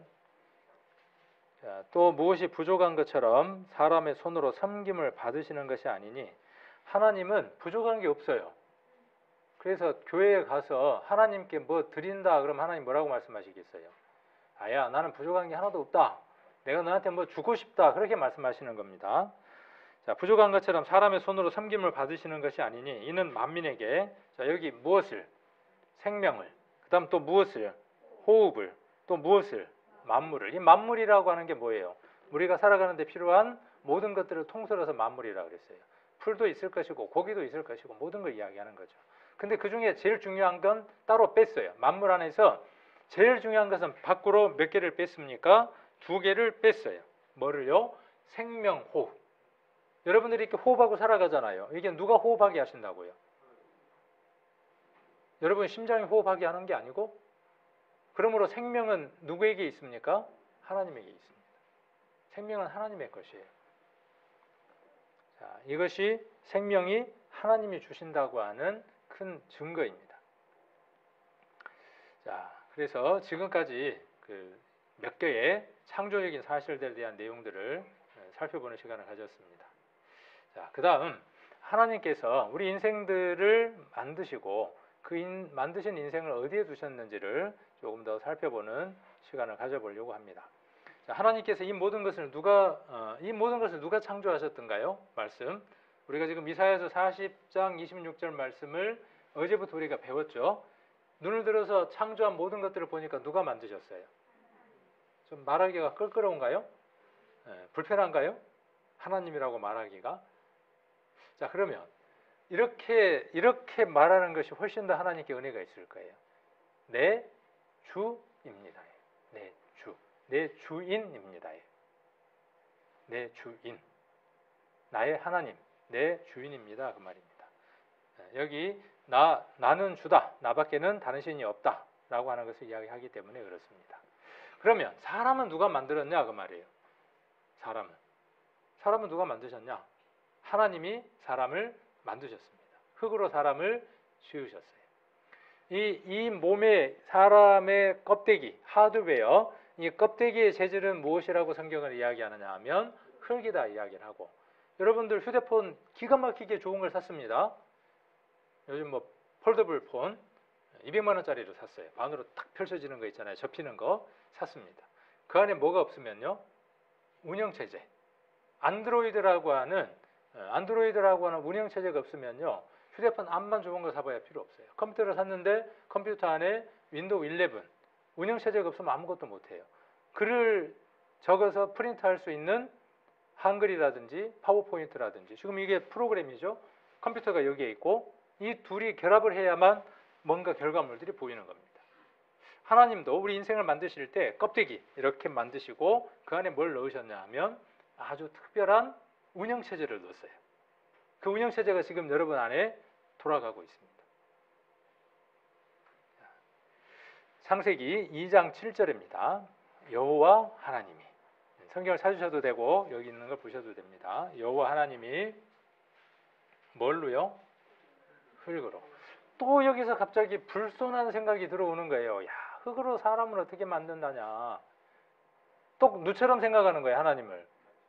자기 능력의 치로 끌어내리는 거예요. 또 하나님 어디에다 넣으려고 하는 거죠? 요만한 밥그릇에다가 큰 그릇을 집어넣으려고 하는 거예요. 그래서 말씀을 자세하게 배우다 보면 그런 생각에서 자기를 버릴 수 있는 힘이 생기게 됩니다. 기록된 말씀이 우선이고 내 생각을 하나하나 버려나갈 수 있는 힘이 성경을 배울 때 생기는 겁니다. 믿음이 그렇게 형성되는 겁니다. 그래, 하나님이 천지를 창조하셨다 그랬는데 여기까지 인간 정도 못 만들겠어? 그것도 흙으로 만드는 거 못 만들겠어? 만드실 수 있을 거예요. 근데 어떻게 만드셨을까? 이거는 긍정적인 궁금증이죠. 그 궁금증은 뭘 발견하게 되죠? 자료들을 찾게 됩니다. 제가 성경을 배우고 나니까요, 풀리지 않는 것들이 참 많더라고요. 이해되지 않고 또 어떤 때는 그럴까 하는 것이 있어요. 이거 아닌 것 같은데? 근데 어떤 생각이 딱 저에게 오느냐 하면 아까 그 밥그릇, 국그릇 생각이 나는 거예요. 아, 그렇지. 하나님을 내 생각에다 제한하면 안 되지. 이건 분명히 어떤 뜻이 있을 거야. 시간이 지나면 밝혀질 거야. 나중에 보면 그것들이 사실로 드러나는 것들을 알게 됩니다. 자, 여호와 하나님이 흙으로, 흙이라고 하는 걸 이용을 해서 사람을 만들었어요. 그러니까 사람의 재질은 뭐죠? 흙이고, 그리고 생기를 그 코에 불어넣어서 사람이 생령이 되게 했어요. 생령이라고 하는 걸 국어사전에서 찾아보니까 이렇게 풀어놨더라고요. 살아있는 넋. 발음이 잘 안 되는데, 뭐 이런 거죠. 이렇게 이야기를 합니다. 그래서 살아있는 넋, 혼 이런 걸 이야기를 하는 겁니다. 그래서 생령이 됐어요. 살아서 움직이는 신령한 물체라는 뜻이기도 합니다. 사람이 어떤 걸 만들어서 살아서 움직이는 물체를 만들 수 있을까요? 도전해요. 지금 도전하고 있는 거예요. 그래서 그런 걸 표현할 때 뭐라고 표현을 해요? 사람이 이제 신의 영역에까지 도전하다. 그리고 신문에 나오잖아요. 어떤 생명 없는 물체에다가 생명을 넣는 일은 지들도 알아. 뭐라는 걸 알아요? 하나님의 영역이라는 걸 알아. 근데 어떻게 보는 거죠? 도전해 보는 거예요.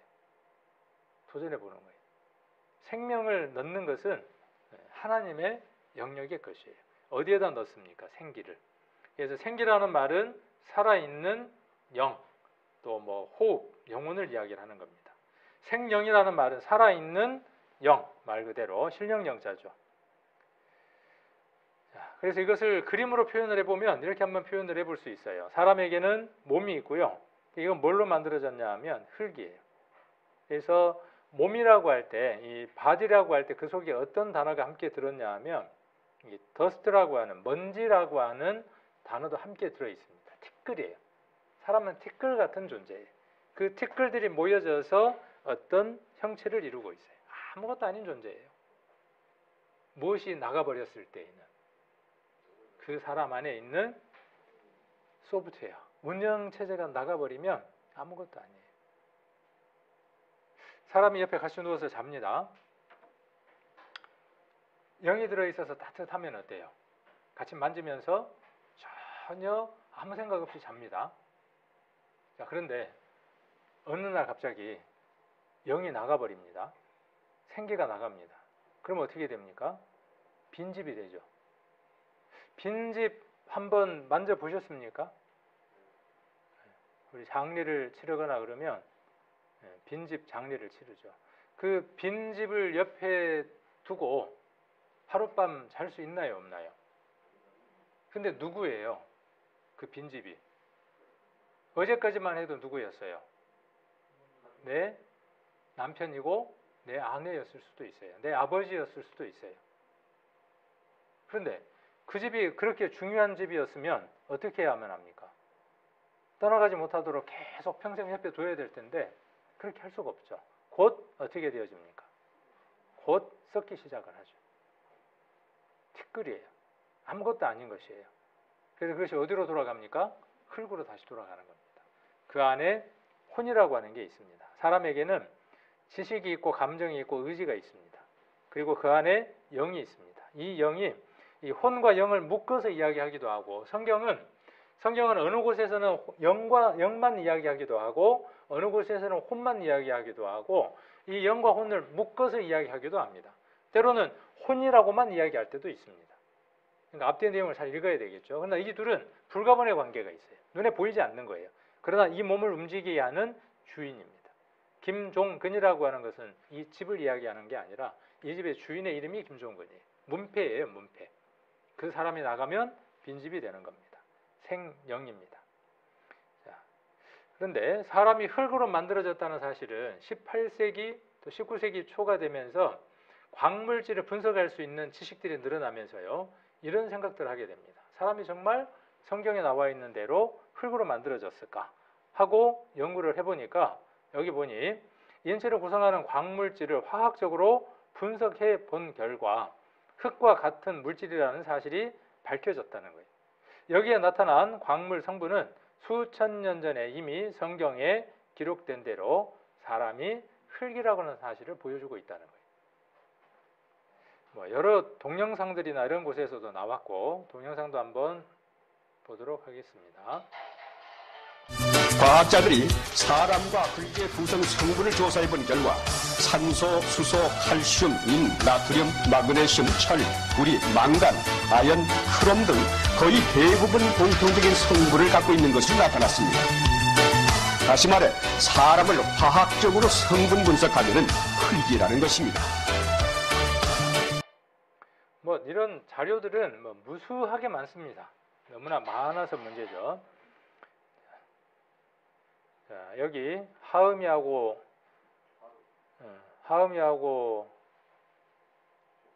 하루하고 좀 커갖고 둘이 지금 흙 갖고 뭐 하고 있죠? 모래 장난하고 있네. 두꺼봐 한 집 줄게 세 집 다오 그러고 하는.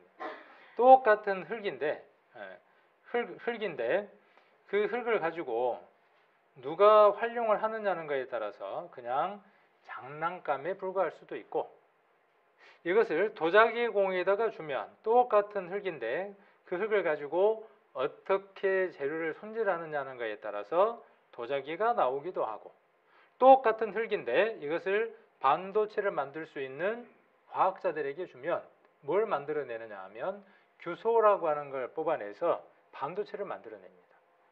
가치가 어떻게 있어요? 똑같은 한 줌이지만 이것의 가치와 이것의 가치는 다를 수밖에 없죠.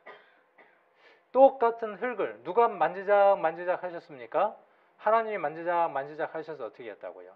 영을 집어넣었다고요.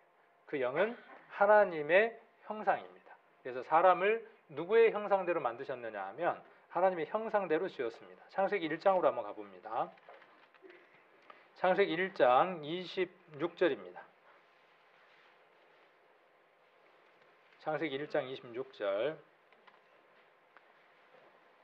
하나님이 가라사대 우리의 형상을 따라 우리의 모양대로 우리가 사람을 만들고 그로 바다의 고기와 공중의 새와 육축과 온 땅과 땅에 기는 모든 것을 다스리자 하시고 27절 하나님이 자기 형상 곧 하나님의 형상대로 사람을 창조하시되 남자와 여자를 창조하시고 그래서 남자와 여자를 하나님이 창조하셨는데 누구의 형상대로? 하나님의 형상대로. 그러니까 하나님이 사람의 형상대로 만들어졌으니까 이 껍데기가 하나님 형상대로다? 아니에요. 이것은 티끌인데 먼지인데 하나님이 어떻게 먼지일 수 있겠어요? 그래서 이 하나님의 형상이라고 하는 것은 영원 안에 있는 그 하나님의 영원하신 영을 이야기를 하는 겁니다. 그래서 사람은 어떻게 지음을 받았느냐 하면 죽지 않는 존재로 지음을 받았습니다. 영원히 살 수 있는 존재로 지음받았는데 그렇게 지음받은 첫 사람의 이름이 누구냐 하면 아담입니다. 5장을 한번 보겠습니다. 5장 1절입니다. 자, 아담의 자손의 계보가 이러하니라. 그러니까 맨 처음 사람 아담이라고 하는 사람의 족보예요. 창세기는 족보 얘기입니다. 우리나라 사람들이 족보 굉장히 중요하게 하잖아요. 근데 여기도 보면 창세기도 족보가 굉장히 중요하게 등장을 합니다. 5장 1절에 아담 자손의 계보가 이러하니라. 하나님이 사람을 창조하실 때에 하나님의 형상대로 지으시되 남자와 여자를 창조하시고 그들이 창조되던 날에 하나님이 그들에게 복 주시고 그들의 이름을 사람이라 일컬었더라. 아까 우리 창세기에서 이야기했던 내용 2장 7절에 나와 있는 내용이나 1장 26절에 나와 있는 내용을 여기 5장에서 어떻게 하고 있는 걸 볼 수 있죠? 함축해서 지금 이야기하고 있는 걸 볼 수 있죠. 사람이라고 이야기를 했고 사람 이퀄 뭐예요? 생명이라고 이야기를 했고 그 이야기는 곧 무슨 얘기다? 사람, 생명, 곧 뭔 얘기다? 하나님의 형상대로 지음받은 특별한 존재다 그 말이에요. 누가? 아담이. 아주 특별한 존재입니다. 그래서 사람은 아주 특별한 존재예요. 그 특별한 존재가 살았던 곳, 그 사람이 살아갈 수 있는 집을 하나님이 또 만들어 주셨는데 그 집이 어디냐 하면 2장으로 한번 다시 가봅니다. 2장 7절입니다. 2장 7절 여호와 하나님이 흙으로 사람을 지으시고 생기를 그 코에 불어넣으시니 사람이 생명이 된지라. 이 사람이 누구라는 것을 이제 알겠죠? 아담입니다.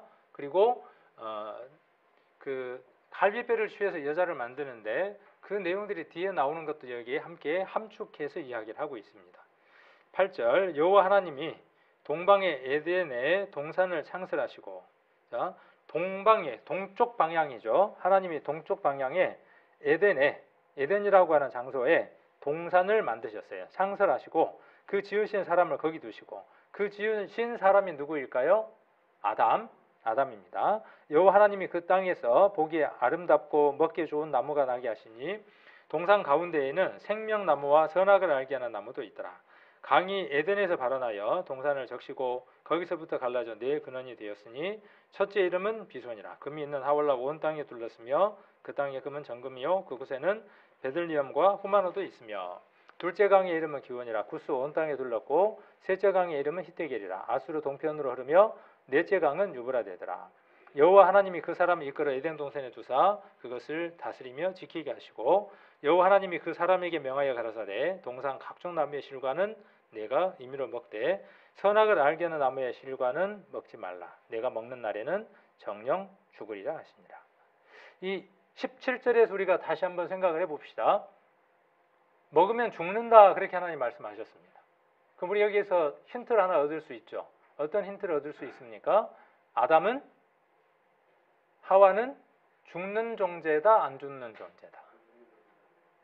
앞뒤를 우리가 살펴보면 아담과 하와는 죽는 존재가 아니다 그 말이에요. 그런데 죽을 수 있는 가능성이 있어요. 뭘 먹으면 죽는 거예요? 선악을 알게 하는 나무의 실과를 먹으면 죽는 거예요. 성경은 밝히 그렇게 이야기를 하고 있습니다. 그러니까 처음 창조된 아담과 하와는 죽지 않고 영원히 사는 존재다라고 말씀드렸던 이 말씀은 참입니다. 진실입니다. 근데 무엇을 먹으면 죽는다는 거예요? 자, 그런데 이것을 먹게 한 존재가 있습니다. 3장 1절로 한번 가봅니다. 여호와 하나님의 지으신 들 짐승 중에 뱀이 가장 강교하더라. 이 뱀에 대한 실체에 대해서는 넷째 날 좀 더 말씀을 드리도록 할게요. 뱀이 누구인지에 대해서는. 뱀이 여자에게 물어가로되 하나님이 참으로 너희들아 동산 모든 나무의 실과를 먹지 말라 하시더냐. 여자가 뱀에게 말하되 동산 나무의 실과를 우리가 먹을 수 있으나 동산 중앙에 있는 나무의 실과는 하나님 말씀에 너희는 먹지도 말고 만지지도 말라. 너희가 죽을까 하노라 하셨느니라. 뱀이 여자에게 이르되 너희가 결코 죽지 아니하리라. 너희가 그것을 먹는 날에는 너희 눈이 밝아 하나님과 같이 되어 선악을 알 줄을 하나님이 아심이니라. 이 뱀이 참말을 합니까? 거짓말을 합니까? 거짓말 투성이에요. 그래서 예수님께서 요한복음 8장 44절에서 뭐라고 말씀하시느냐 하면 너희가 처음 아담과 하와가 속았다. 누구에게 속았다? 마귀에게 속았다. 그 마귀는 누구냐 하면 거짓말쟁이다. 그렇게 이야기를 합니다. 그 거짓말쟁이에 속았다는 거예요. 자, 여기 보니까 결코 죽지 않는다는 거예요. 하나님 뭐라고 말씀하셨죠? 먹으면 죽어라고 말씀하셨어요. 근데 결코 죽지 않는다. 그 다음 여기 보니까 또 뭐라고 이야기합니까? 5절에 하나님과 같이 되어 그랬어요. 사단이 원하는 게 뭐냐 하면 하나님과 같이 되고 싶은 거예요. 자, 아담과 하와는 하나님과 같은 존재입니까? 어떤 존재입니까? 아까 우리가 답을 배웠습니다. 하나님의 형상대로 지음을 받았어요. 하나님과 같은 모양이에요. 그런데 여기 뭐라고 이야기를 해요? 하나님과 같이 될 거라는 거예요. 하나님과 같이 되려고 하는 게 뭐냐 하면 종교입니다. 여기에서 나온 것이 뭐냐면 종교예요. 그런데 이 말이 참인 줄 알고 하나님의 말씀을 순종한 게 아니라 이 거짓이 참인 줄 알고 어떻게 합니까? 덥석 물었죠. 그래서 어떻게 합니까? 선악을 알게 하는 나무의 실과를 먹습니다. 하나님 말씀에 불순종하고 경계를 넘어섭니다. 다른 얘기로 등을 누구에게로 돌렸습니까? 하나님에게로 시선을 향하고 하나님에게로 가 있어야 하는 사람이 그것이 그들의 일이었어요. 그런데 어디로? 정반대 방향으로 방향을 바꿨어요. 이게 죄입니다. 하나님하고의 관계가 단절된 거니까 이게 죄예요. 죄를 범하고 나니까 그때부터는 어떻게 될까요? 죄가 술술술술 지어지는 거예요. 그래서 에덴 동산에서 쫓겨나게 됩니다. 자, 그러면 에덴 동산은 어디에 있었을까요? 자, 1번. 에덴 동산은 지구가 아닌 지구 밖의 가상의 공간에 있었다. 아담과 하와는 가상의 인물이다. 그렇게 막연하게 생각하시는 분들도 있어요. 그러나 에덴 동산은 실존했던 곳이고 아담과 하와도 실존 인물입니다. 왜? 하나님이 실제로 존재하시는 분이기 때문에 그렇습니다. 여기 아까 우리가 읽었던 성경을 우리가 함께 보고 있습니다. 아까 우리가 읽었으니까 중요한 것만 노란색으로 되어 있는 것들을 확인하고 넘어갑니다. 그래서 에덴 동산, 그냥 우리가 일반적으로 동방의 에덴의 동산을 만들었다는 걸 함축을 해서 그냥 에덴 동산 그렇게 이야기를 합니다. 자, 그래서 거기에는 생명나무가 있었고 선악을 알게 하는 나무가 있었습니다. 먹으면 안 된다고 말씀하셨습니다. 자, 강이 4개가 있었다 그랬어요. 동산 가운데에서 강의 발원지가 있어서 강이 4개가 흘러나왔다라고 이야기를 하면서 첫 번째 강은 비손이고 두 번째 강은 기온이고 세 번째 강은 히데겔이고 네 번째 강은 유브라데더라 그렇게 이야기를 했어요. 여기서 혹 들어본 이름 있나요? 네.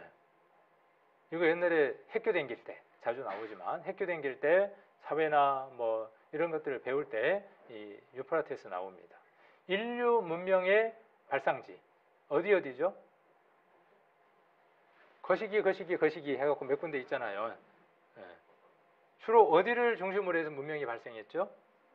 강을 끼고, 그죠? 강을 끼고 강이 범람하는 삼각주의 기름진 땅을 중심으로 해서 문명이 발생을 합니다.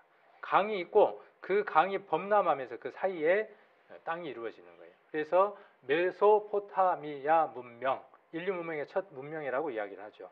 그 메소포타미아라는 말이 뭐냐 하면 2개의 강이 있는데 그 강 사이에 땅이 생겼어 그런 말이에요. 그러면 2개의 강 이름이 뭐냐? 유프라테스와 여기 성경에 나와 있는 히데겔이에요. 히데겔이라는 말을 영어로 바꾸면 어떤 강이 되냐 하면 티그리스입니다. 여기는 그림으로 이렇게 그렸습니다. 여기 네, 히데겔.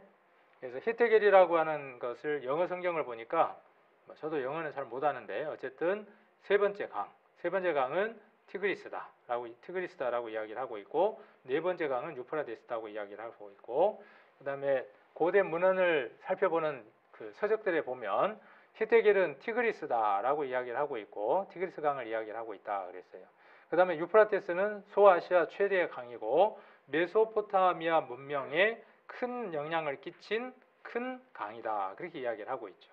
그럼 메소포타미아가 어디에 있는가는 공부를 하셨으니까 알겠죠. 어디에 있나요? 자, 세상 중앙이 여기죠. 세상 중앙이 어딘지 아시는 분? 성경은 세상 중앙이 어디라고 이야기하느냐 하면 이스라엘 민족을 가리켜서 세상 중앙에 거하는 백성이라고 이야기를 합니다. 에스겔서 38장 12절에 보면 세상 중앙에 거하는 민족이라고 이야기를 하고 있고 이 지도를 이렇게 합쳐보면 한 덩어리가 되고 한 덩어리의 중심을 찾으면 제가 이렇게 빨간색으로 그려놓은 장소가 중앙이 되어집니다. 그래서 거기가 이렇게 네모로 표시해보면 여기가 세상 중앙이 되어집니다. 다들 자기가 세상 중앙이래. 중국은 뭐라 그래요? 지들이 자기가 세상의 중앙이래. 그렇겠죠. 네. 근데 아니에요. 지도로 보면 아닙니다. 그래서 여기 지금 아까 그 부분을 확대를 했고 그 확대된 부분을 다시 한 번 더 확대를 해보니까 여기 터키가 있고 터키 많이 들어보셨을 겁니다. 그 다음 이쪽에 이라크도 있고 여기 쿠웨이트가 있고 이쪽에가 페르시아만이 있습니다. 그리고 여기 잘 보이시는가 모르겠는데 메소포타미아가 있죠. 메소포타미아. 자, 그리고 여기 유프라테스라고 하는 강 이름이 있습니다. 그리고 강이 이렇게 하나 흐르고 있습니다. 그 다음 여기 티그리스, 히데겔이죠. 성경 이름으로 히데겔, 티그리스가 흐르고 있고 강이 또 이렇게 흐르고 있습니다. 성경에 아까 강이 몇 개라고 그랬어요? 4개. 그러면 4개의 강을 찾으면 그 근원지가 에덴 동산이 있다는 것을 확인할 수 있을 거 아니에요. 그래서 과학자들이 많은 교수들이 그런 것들에 착안해서 고고학적으로 발굴을 해본 거예요. 여러 가지 장비들을 가지고 조사를 해보니까 여기 경향신문에 1987년 신문에 오래됐죠. 신문에 에덴 동산은 지금의 페르시아만이다 라고 이야기를 하고 있고 아까 우리가 봤던 지도하고 같은 지도가 저렇게 흑백으로 있습니다. 그래서 미국의 미시시피 대조사당이 잃어버린 강, 비손 흔적을 발견했어요. 아까 2개의 강밖에 없는데 성경에는 몇 개의 강이 있다고요? 4개의 강이 있고 강의 이름이 기혼, 비손. 그랬죠? 4개의 강이 있다 그랬잖아요. 근데 2개의 강은 사라져버린 강이라고 사람들은 생각했어요. 근데 그 강을 발견했어요. 그러면 성경은 무엇이 되는 거죠? 사실이 되어지는 것이죠. 에덴 동산은 실존했던 곳이 되는 거죠. 아담도 실존 인물이 되는 겁니다. 그러면 선악과를 먹었던 것도 사실이 되는 것이죠. 여기 미국의 조사단이 구약 성서 창세기에 나오는 비송강을 찾아내 에덴 동산이 현재 이라크와 이란 사이 해협이라는 이론을 발표했다. 창세기에는 에덴 동산에서 4개의 강이 시작된다고 쓰여 있는데 그중 티그리스 강, 유프라테스 강은 이미 밝혀졌으나 비손과 기온강은 흔적이 없어 이제까지 잃어버린 강으로 불려왔다. 그런데 자린스 교수팀은 중동 지역의 위성 사진 분석을 이용해서 비송강, 기온강을 찾아냈다라고 이야기를 하고 있습니다. 그 자료들을 칼라판으로 한번 보는 겁니다. 칼라판으로 보면 결론이 어디에 가? 아까 맨 처음에 스크린에 보였던 사진입니다. 여기 지금 초록색으로 칠해져 있는 이 부분이 에덴 동산 자리다. 지금은 지하에서 있다. 에스겔서에 보면 지하에서 위로를 받고 있다. 그렇게 말씀하고 계시는데, 그래서 여기에 보면 강이 이렇게 유프라테스 강이 있고 그 다음 또 티그리스 강이 있는데 이쪽 비송강을 발견했다라고 이야기를 하고 있는 겁니다. 그리고 기온강도 그 이후에 발견되어졌습니다. 위성으로 보면 이렇게 열만 흐르는 그 사막이지만 위성을 투시할 수 있는 것들로 이용해서 그 속을 렌더링해서 한번 살펴보니까 그 속에 과거에 큰 물이 하천이 흘렀던 흔적이 있다라고 이야기를 하고 있습니다. 그래서 사막에 감춰진 고대의 강, 일찍이 식물이 무성한 곳이었다라고 이야기를 하고 있습니다. 자, 그래서 에덴 동산은 실존했다라고 이야기를 할 수 있습니다. 자, 넘어서는 안 되는 경계를 그들이 넘었다는 사실을 우리는 에덴 동산을 통해서 발견해야 합니다. 에덴 동산이 실존했다. 아담과 하와가 거기 살았다. 선악과를 먹었다. 가져다 주는 교훈이 뭘까요? 거기서 가져다 주는 교훈? 그것이 무엇이냐 하면 먹는 날이 어떻게 되어진다는 거예요. 정령 죽는다는 거예요. 왜 구원을 받아야 되는가? 왜 우리가 영생을 얻어야 되는가 하는 거예요. 죽게 생겼으니까 어떻게 돼야 되죠? 생명을 얻어야 되겠죠. 그래서 성경은 뭐 이야기하라는 거죠? 구원받으라는 거예요. 왜 구원받아야 되는가에 대한 문제를 오늘 에덴 동산을 통해서 던짐을 받은 겁니다. 아담과 하와가 선악과를 먹음으로 말미암아 모든 사람들에게 무엇이 주어졌느냐 하면 사망이 주어진 겁니다. 로마서 5장 12절입니다. 5장 15절에 그러므로 한 사람으로 말미암아 죄가 세상에 들어왔어요. 하나님을 등지는 일이 들어왔어요. 그리고 죄로 말미암아 뭐가 들어왔습니까? 결코 죽지 않는다 그랬는데 먹어서 어떻게 됐어요? 죽음이라는 게 왔어요. 사람들이 제일 두려워하는 게 뭘까요? 너 까불면 죽어. 죽는 게 제일 두려워요. 그래서 죽음의 사망의 종노릇하는 형편이 되어졌습니다. 이와 같이 모든 사람이 죄를 지었으므로 모든 사람이 누구를 등지고 있어요? 하나님을 등지고 있어서 사망이 모든 사람에게 임해 있어요. 하나님이 에스겔 선지자에게 뭐라고 말씀하셨냐 하면 하나님은 죽는 자의 죽는 것을 기뻐하지 않는다 그랬어요. 또 예수님 이런 말씀을 하십니다. 죽은 자가 있어서 장사를 지내야 되는데 예수님 뭐라고 말씀하시느냐 하면 죽은 자들이 죽은 자를 장사 지내도록 버려두고 너는 나를 따르라 그렇게 말씀합니다. 예수 그리스도를 믿고 구원함을 얻은 사람들은 생명을 얻은 자예요. 그리고 죽어서 시신이 된 사람들은 죽은 사람입니다. 그런데 예수님 눈에 보시기에 구원함을 받지 못한 주변에 걸어다니는 사람들은 죽은 자들입니다. 그 죽은 자들이 죽은 자를 장사 지내는 거예요. 그렇게 표현하셨습니다. 세상 모든 사람들은 이미 죽기로 결정되어져 있는 겁니다. 이 표현을 우리가 첫날 배웠던 걸로 우리가 적용을 하면 모든 사람은 무엇을 얻어야 하는 사람이죠? 구원을, 생명을 얻어야 하는 사람이라고 선언하고 있는 겁니다. 그래서 사망이 모든 사람에게 이르렀습니다. 한 사람으로 말미암아 사망이 한 사람으로 말미암았으니 죽은 자의 부활도 한 사람으로 말미암는도다. 이건요 답을 지금 여기다 적어놨어요. 답을 알고 나면 이게 답인 줄 아는데 답이 모르면 손에다 쥐어줘도 답인 줄을 몰라요. 한 사람은 누구고 또 한 사람이 누군지를 몰라. 이게 답인데 이것과 이것이 답이에요. 그래서 이 한 사람이 누구인지에 대해서는 마지막 날 이 한 사람 때문에 내가 죽게 되었다는 사실이 성경적으로 사실이고 내가 지금 죽는다는 것도 분명한 사실이라는 것이죠.